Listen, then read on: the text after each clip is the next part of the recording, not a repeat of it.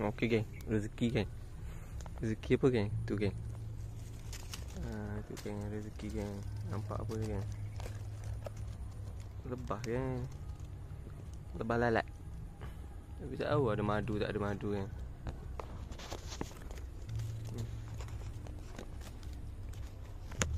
Cuba tengok je lagi. Ada madu tak ada. Kita perasak dulu. Mantap. Rezeki.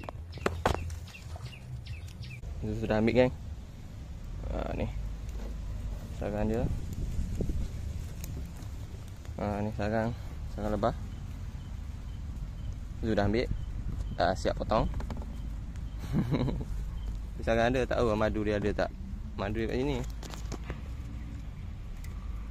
Madu dia kat sini. Tahu ada madu tak.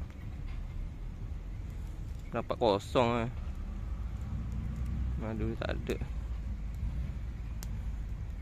Madu dia kurang, kosong. Kosong. Sarang dia kosong kan.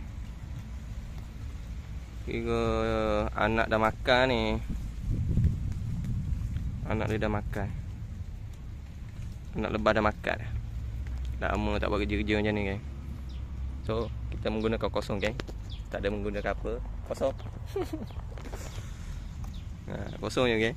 Kita ambil sarang madu, sarang lebah lalat tak perlu menggunakan alat apa-apa. Kita kosong je. Macam tu. Okey geng, sesi pemindahan.